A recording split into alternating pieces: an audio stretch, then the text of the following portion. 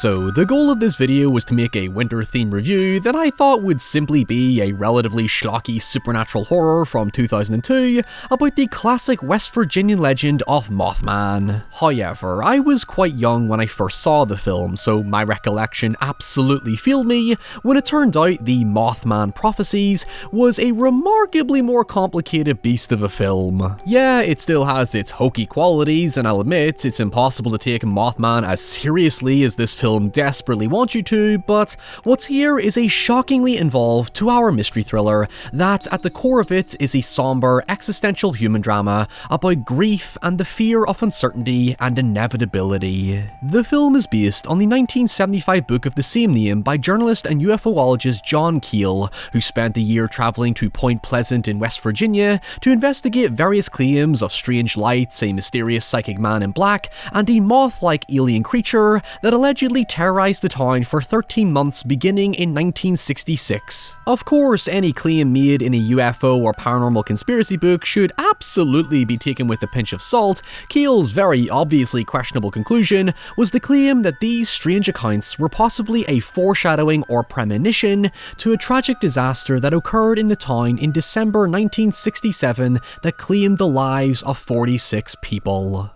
We'll come back to the specifics of that event later in the video because it's ultimately the revelation the film is building towards, but basically the story is more or less a fictionalized version of Keel's investigation and his increasing paranoia under the character of John Clean, played by everyone's favourite DILF, Richard Gere.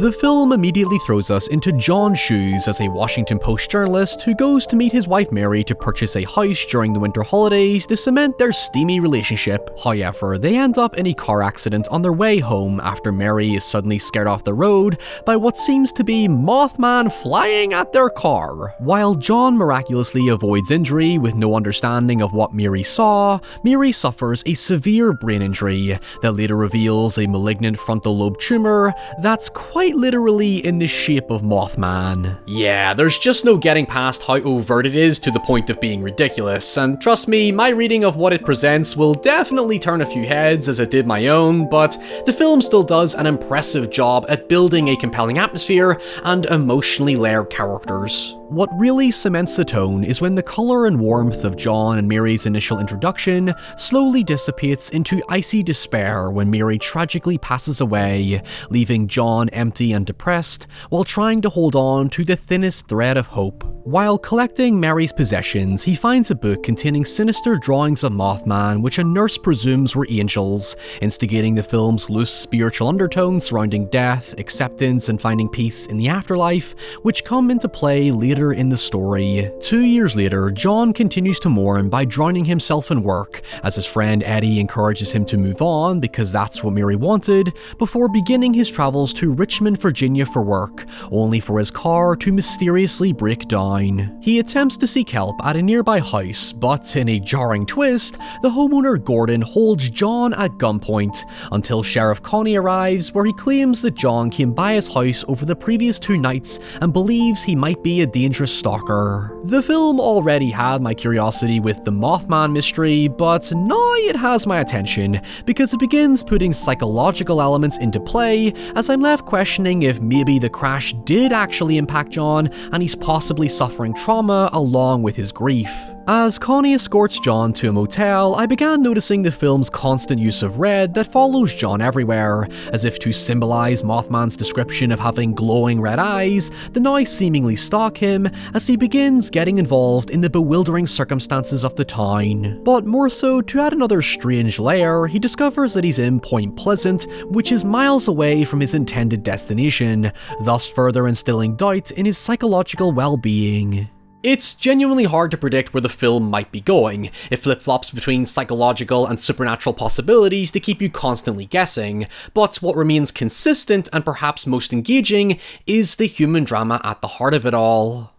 However, just before we dive deep into the catacombs, this video is sponsored by Vezi. Christmas and Black Friday is almost here, and not only is it the season for treating yourself and your loved ones, but it's also the season of cold, wet, snowy, and icy weather. As such, now is the perfect time to kill two birds with one stone by gifting yourself, your friends, and family with Vezi's 100% waterproof footwear, which are designed to counter unpredictable conditions and climates, so you can simply get on with life in both the ultimate style and comfort. For this winter season, I highly recommend Vezi's Weekend Chelsea, because they basically provide all the benefits of winter boots, but without all that rigid, heavy-duty nonsense. They're made with a cozy fleece lining that's both breathable and lightweight, whilst providing remarkable warmth and waterproof protection from puddles, mud, sleet, and snow. Think of them as an elaborate pair of Christmas socks, but this time you don't have to pretend you like them because you are going to love them. I especially like their high-top protective design because it adds shielding for those harsher moments when water and the occasional murky leaf sneaks its way up my leg, and just aesthetically speaking, they have a slick look that suits a variety of casual and formal occasions, so hey,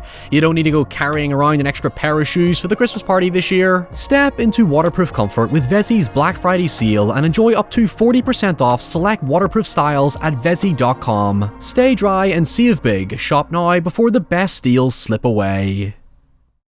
While the Mothman Prophecies script is far from perfect and will leave you with more questions than answers, Richard Gere and Laura Linney, who previously paired in the excellent Primal Fear, really hold the film together along with Mark Pellington's moody direction. John and Connie's relationship is nuanced and empathetic. There's a certain amount of emotional distance they retain as they're both going through their own personal troubles, but as the story progresses, they naturally grow closer in their care for each other without it turning into a fully romantic affair. What keeps John from just immediately going back to work is the sympathetic bond he builds with the locals, and their claims linking almost identically to what Mary claimed to see, opening the potential for John to seek answers and closure to what troubled Mary in her final days. Broadly speaking, John spells out the themes of the story pretty clearly early on, when he's interviewed as part of the upcoming elections, and describes how both parties are demonizing each other and projecting our own fears and anxieties to get our attention, which,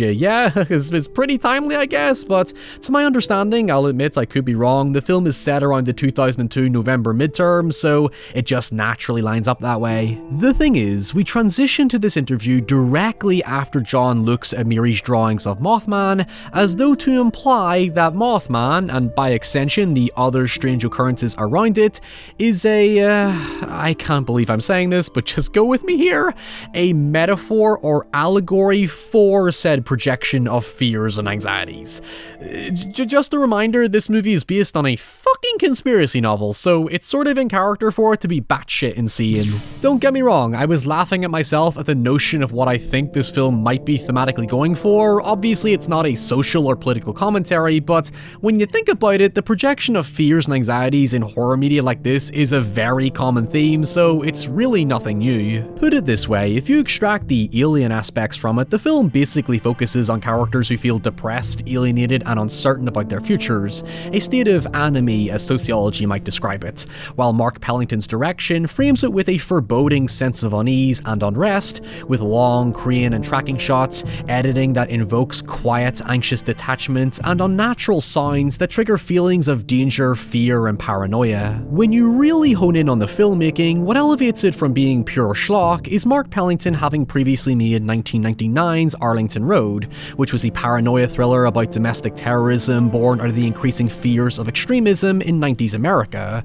That's obviously a very provocative can of worms I'm not willing to open here, but he was a good choice of director to tackle a film about a quiet, seemingly humble town suddenly struck by the fear of the outsider that they can't seem to explain nor rationalize. The perpetual raw sentiment is that nothing feels right anymore. Everybody's on edge. They're literally waiting for something bad to happen, which aligns itself with the premonition angle that the story begins to take. Soon John is once again confronted by the paranoid Gordon, who explains that after seeing Mothman himself, he began hearing intrusive voices telling him things such as 99 will die, which he cannot help but perceive as a warning of something bad to come. After John recommends that Gordon gets checked out for head trauma due to bleeding ears, a news broadcast suddenly announces that an airplane crash in Denver killed 99 people. Thus, the prophecy element comes into play. The next day, John meets with Gordon again to hear further Mothman stories, before Gordon reveals that he was confronted by a mysterious man called Indrid Cold, who tells Gordon that 300 will die, to which Gordon links it to an earthquake in Ecuador that killed 300 people. What you essentially get with the Mothman Prophecies is a mixture of X-Files, the number 23, and Fire in the Sky, where it'll attempt to tie real events into parapsychology and alien circumstances, and as a result, will likely rub many people the wrong way. From here on out, John begins receiving strange phone calls, the first of which is by Gordon claiming to be with Indrid Cold, who John asks to speak to while Connie goes to Gordon's house to investigate. During their conversation, in which Ingrid sounds distorted and unnatural, he's revealed to be seemingly psychic, when he's able to correctly answer John's questions about his past, and recall a specific passage from a book in John's motel room, while Connie arrives at Gordon's house to find he was sleeping this entire time. By the way, as I said, the film will leave you with more questions than answers because it's filled with plot holes. I've not read Keel's book, so I'm sure a lot of people might correct me in the comments if they've read it. I don't intend to ever read it, but an interesting bit of rather complicated trivia that might add skepticism to Keel's book is a researcher called John Sherman who actually claimed that the phone calls were possibly a hoax played on Keel by skeptic UFOologists Gray Barker and James Moseley, according to correspondence letters. I'm not going to sidetrack into it because it's ultimately irrelevant to the film, which is my sole interest, but I spent way longer researching this than I had any need to do so, and I'm going to stubbornly mention it purely out of shallowness. It is referenced below in the description if you're curious to check that out. Anyway, John returns to Washington to meet with a precognition expert called Alexander Leake, who reveals that in some cultures, the moth either represents the psyche because of the whole Rorschach-Death Head association, thus we have the psychological side of the film, or to quote, the soul immortally trapped in the hellish death realms. Fucking hell, that's a loaded statement. If you're still with me at this point, the film even echoes back to The Nurse from the beginning, where it sort of leads towards asking if the Mothman prophecies are messages from an angel or a demon, a blessing or a curse, so to speak. It essentially plays the Final Destination card, where this Mothman entity thing causes people to see future disasters, but while one might see it as their purpose to intervene, Leake explains that there's no point because the event is always inevitable. Upon returning to Point Pleasant, John finds Gordon ruminating on a bridge about how troubled and isolated he's become ever since his wife left him, the town has grown weary of him, and he's plagued by voices he cannot soothe or control. He even asks John if he remembers the last time he was happy as though suicidal, and the following morning, after a strange phone call from him, John finds Gordon alone outside his house and dead from hypothermia. I honestly don't know why I was so emotional watching this film, but this shit surprisingly got to me. You start feeling a tangible sense of helplessness, even though we're dealing with fucking Mothman. John's distress and paranoia then only begins to intensify when he begins hearing the voices himself. In fact, his late wife Mary comes back into the equation when Connie tells him a woman fitting her description came looking for him, causing John to frantically return to Leake, who explains he went through the exact same process as John and Gordon. In Leake's experience, he tried to intervene in a disaster he was foretold, and as a result ended up investigated by the police and became estranged from his family before he was institutionalized, and now simply tells John to make a choice, move on and live his life, or keep following a rabbit hole of obsession where the outcome is ultimately futile.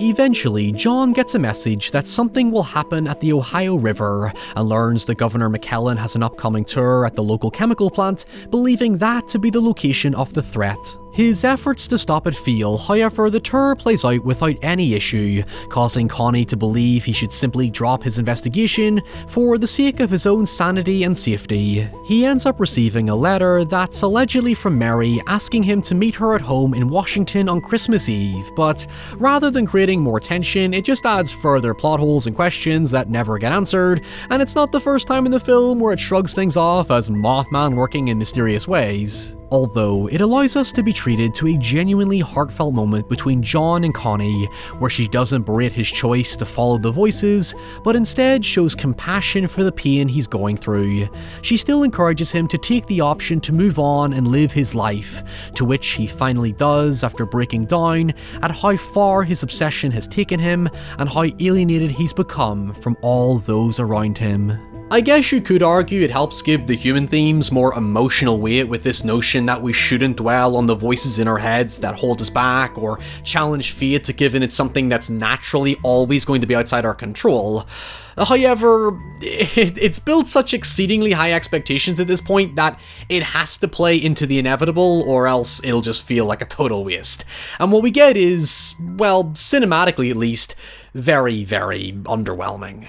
The tragedy that Keel tried to connect Mothman to was the collapse of the Silver Bridge on the Ohio River in 1967 that the story insensitively tries to play off as mysterious, when in fact several years later it was determined to be the result of stress corrosion building in the metal that held the bridge together. In the film, it simply comes down to John arriving back in Point Pleasant to find Connie and her family, only to realise the bridge is going to collapse as a result of the weight placed on it by all the cars, causing him to intervene and thankfully save more lives than it could have cost had he not done anything. Hell, Connie even gets caught in the fray and nearly drowns until John saves her, which is revealed to be her own prophecy when she tells John earlier in the film about a dream she had in which she was drowning. In the end, 36 people still die because John ultimately cannot prevent inevitability, and a brief text overlay tells us that nobody knows why the bridge collapsed, even though we know in real life that's bullshit, but what seems to be true at the very least is that sightings of Mothman in Point Pleasant ceased to occur. And that's it. I'm surprised how much I genuinely liked the Mothman Prophecies. I did not anticipate such a strangely complicated little film. Don't get me wrong, it's filled with many script problems. It's kind of like the Butterfly Effect, where feel free to dig as deep as you want into the human side of the story, but try not to think too deeply about the supernatural stuff, otherwise it kind of starts to fall apart. It's the kind of film where a certain amount of ignorance is bliss, shall we put it. Anyway, thank you so much for watching, as always. I hope you enjoyed the video. Please leave your requests in the comments below. Stay safe, stay away from West Virginia, and I'll see you all very soon. Bye.